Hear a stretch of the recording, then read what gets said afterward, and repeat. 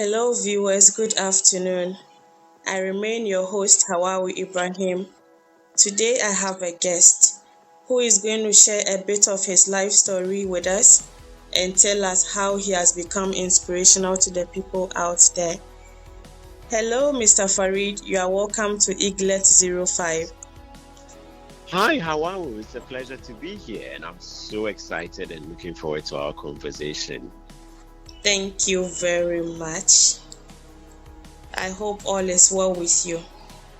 Oh, by the grace of Allah, all is well. All is well. And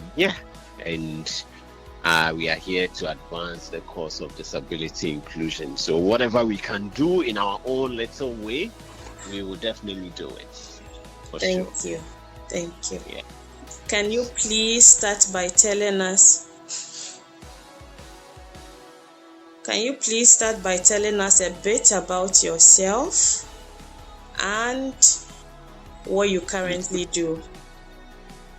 Okay, so I am a social development officer with the Krowo Municipal Assembly here in Ghana. That is at the Social Welfare Department of the Assembly. I am also a Disability Inclusion Facilitator with the Mastercard Foundation's We Can Work program. So basically, that's a program where we try to get persons with disability into various employment roles, whether it's via internship opportunities or it's through entrepreneurship, or also various forms of agribusiness and other related industries. I am also into a bit of assistive technology training. I train persons with disability to use technology, and also persons without disability as well. I would say this is really a gist of what I do. Yeah, basically this is what I do. It's wonderful. Yeah. Thank you very much. I am honored to have you on my platform. Absolutely. I would say it's not a mistake at all to have you here. Not at all. The pleasure is all mine. Yeah. All right. What inspired you to follow your career path?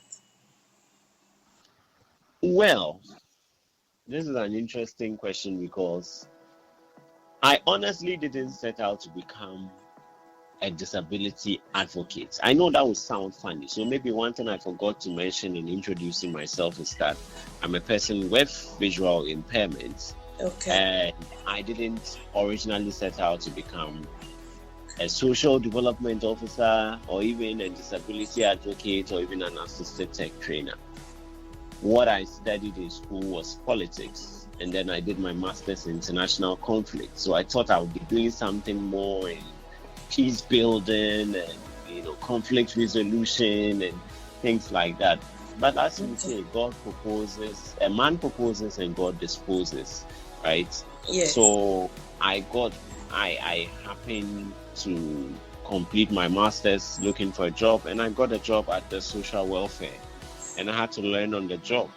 And I'll say my inspiration then became seeing the impact of the work we do, no matter how inadequate or insufficient it is, have a significant effect on the lives of the vulnerable in society. So what we do as social welfare is to basically cater to the welfare of children, the welfare of young people under 18 who have either been abandoned, missing children, what have you. All of these groups of people who are very vulnerable. And a significant constituency of that group are also persons with disability. And that doesn't matter, it doesn't matter what their age range is, but basically the social welfare department also looks after the interests of persons with disability. And for me, in doing that work and in seeing how the opportunities we're able to provide, whether it's in the form of education, whether it's in the form of skills training, all of these things, how these opportunities are able to empower persons with disability, the work I do with the Mastercard Foundation's We Can Work program, I am inspired by the impact I am able to make in my own little way, training persons with disability to use technology and become independent on the internet. persons with visual impairment who are using technology to do great things. For me, all of these things inspires me because it creates a generation of young, resilient persons with disability who are empowered to achieve more. And that is what inspires me. That's wonderful. So it means you are really enjoying on your job. It's fun for you to be doing this, right? Absolutely, absolutely. I mean, as long as we are able to make impact in the lives of people who would ordinarily have no opportunities, then yes, I am enjoying the job. That's good. Yeah. Can you again tell us your educational journey? Okay, so I hinted a bit about it, but yeah, secondary school was basically at the Papiman school. From there, I moved on to the University of Ghana, where I studied political science with philosophy.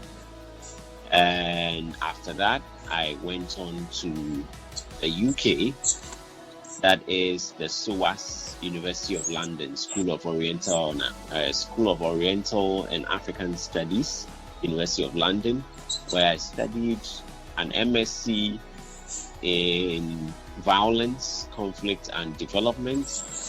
And then I am currently pursuing an LLB, that is a Bachelor of Law degree. I'm actually just about completing my law degree in a few months from now, and hopefully moving on to the professional level and becoming a lawyer. Yeah, so That's that's wonderful. basically, yeah, that's the gist You're of really my. doing well for yourself and the society at large. Thank you, thank you, thank you. What what were some challenges you faced as a visually impaired student? Well, so the challenges as a student are quite enormous. So even from, I'll even take it a step lower. Before I got to the secondary school, at the school for the blind, it was great. But one of the most important or most significant challenges we had then was getting accessible reading material. If the materials were not brailled at the time, we couldn't access them. And then when we got to the integrated schools, now we had access to computers where we could read, but we're still writing in braille. And writing in braille means that you need someone who is trained to transcribe the braille. And once that transcription happens, it could be, full of errors. And that is a very serious problem because I might have written the best essay I think I have written for my English or literature teacher. And then he reads this and says, it doesn't make any sense. When we go through the essay together, we realize that there are transcription errors. And this, in fact, was very, very worrying. It nearly even cost myself and some others our opportunity to go into the university because we would the WASI and then our government results didn't come out and it had to be a lot of back and forth. Eventually, by the time it came out, admissions had been released. It only took the grace of God to remedy that problem. So yes, for me, challenges have ranged from material deficits, accessibility challenges, even sometimes physical access can be a problem in some institutions. And then, even at the university, sometimes lecturers are reluctant to give you their material. When they are projecting those slides for people who can see to take pictures of those slides, and yet those of us who are visually impaired lose out on that knowledge resource. And that is pretty worrying. Yeah. Okay. So, yeah. It sounds stressful, but thank God you were able to make it. Absolutely. Absolutely. Was there any support systems, technologies, or programs that helped you to navigate through your education successfully? Yes, so I hinted on one of them or one of the most significant ones in my last response, which was the computer. For me, getting the ability to use the computer was a huge game changer for me, and I'm sure many persons with visual impairment out there, and indeed persons with disability in general. Assistive technology is the way, because, for example, I'm able to use a screen reader software to read everything on my computer or on my mobile device, whether it's an email, whether it's a Word or PDF document, PowerPoint document, do some Excel, do basic navigations, do internet surfing. For me, the ability, the opportunity to do all of these things was huge. So getting access to the computer in of itself was huge. And then getting access to the screen reader technology was revolutionary for me. It was a big, big game changer, which empowered me and gave me access to a lot of information that hitherto I didn't have access. So yes, the computer certainly was my biggest technological resource, in addition to the screen reader software. I see. Yeah. Okay. What is one misconception people often have about visually impaired students? Well, say one, but let me see. I think one thing I would say is the thinking that the fact that you are blind means that you are unintelligent, or you are dumb, or you are very unaware of even your surroundings. You said one, but these are multiple misconceptions fit into one. Basically underestimating the potential of persons with disability. That for me is one huge misconception. It creates a huge challenge, because then even before you try, you are already labeled as incapable. Even before you show up, you're already labeled as unqualified. So when we apply for vacancies or job roles, before your documents are even accessed, once they get to know that, oh, it's a person with visual impairment, oh, you can't do the job. Or when they see you with a white cane, or they realize that you are visually impaired, oh, this one, yeah, it is too hard for you, you sit back. No. Meanwhile, there are lots of us who have very high qualifications, some of us who are lawyers, some who are PhD holders, teaching in some of these universities abroad, doing a lot of great things, doing a lot of great work. So I think that for me, that is the biggest misconception, underestimating the abilities or potential of a person with visual impairment, or even a person with disability in general. That's wonderful. It's not been easy. Not at all. Not at all. Okay, as we moving on into your career, Okay. how difficult or easy was it for you to secure your first employment as a person with visual impairment? Actually, fortunately for me, it was relatively easy.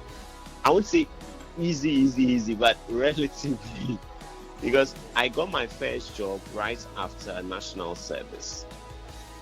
And that came about because I applied to the local government service, went through the processing, and eventually the interview and all of those processes, and eventually got a job. But I had to leave it and go for my master's degree in the UK. And then when I came back, that actually took a while to now reapply. I mean, I reapplied, but it took a while for me to now get it, because a year on, things had become a lot more complicated. COVID had happened. So, yeah, vacancies and opportunities were few and far between. I remember one of the initial challenges, even after securing the job, I was posted far away to the I think it was the Upper East region or so. And that was a huge inconvenience. I'm happy that I was able to resolve that in the beginning. But yes, for me, there were challenges because even getting people to accept your CV, getting the opportunity to go through the interview process and all of that was quite stressful. But Alhamdulillah, as we say, by the grace of God, I got the job eventually. Yeah. Okay, that's fine. But still, um, still moving forward over your job issue. Was there Mm-hmm. discrimination as to Yeah. when you were applying or when you were even going for your interview? And if they were, how were you able to come out of them successfully? Okay, so discrimination certainly. So one of the things I mentioned in one of my earlier responses was the fact that people underestimate you. There was a particular job I was going to apply to, a very, very, you know, beautiful and lucrative opportunity. And I spoke to this person of influence who had a direct role in, facilitating the process for getting that job. And the person was like, "Oh, this thing, no, don't apply. Don't even apply. It's not good enough for you. You can't do it. Don't stress yourself. Don't apply." Meanwhile, other people were applying, and he says I shouldn't apply. So I got the impression that even if I applied, as long as this person had the influence, they will take my application out. They will not even allow the application to be processed because in his mind, regardless of what I said or did, as long as I had a visual impairment, I was not going to qualify for that opportunity. And that really, really hurts me so badly because it was an opportunity I felt at the time perfectly aligned with what I'd studied in school and everything, and yet this person said no, I shouldn't apply. Unfortunately, I didn't, and I had to go and do something else. But yeah, that for me is one of the very painful memories because I felt it was, that kind of discrimination that is hidden under the facade of care. Oh, we are looking after your interests. We don't want to stress you. Am I complaining? I'm the one who knows my strengths and limitations. So when I say I can do it, I can do it. But yeah, that for me was one moment of discrimination. But did you ask questions as to why that person in particular could limit you to your disability and for that Um, matter felt you couldn't how perform on the job, or you just left it like that because you felt even if you did it was not going to be considered? so partly yes, to your last point, it was part of my reason for not doing much about it. The fact that I felt that regardless of what I said or did, I wasn't going to be considered. But one thing to note is that at the time, I was not the disability inclusion advocate I am today. This Okay. is about 6 years ago. At Okay. the time, I had done some work in disability inclusion, but I didn't fully appreciate what it meant to advocate for yourself. Because sometimes that's one thing we say. It's not enough that the laws exist, Disability Acts, UNCRPD, and all of these things exist. If the persons with disability themselves don't know that one, their rights exist, and two, how to secure those rights. So if you don't know you don't know that there are even rights that you are entitled to, and two, even if you know about those rights, how then do you secure them? And that is where I found myself. And there was also a bit of power play. This was a person who had a significant influence in my life. And so, power dynamics. I felt like I couldn't really object to this person's pressure. So let me just give in and let it go. But that for me was a huge mistake.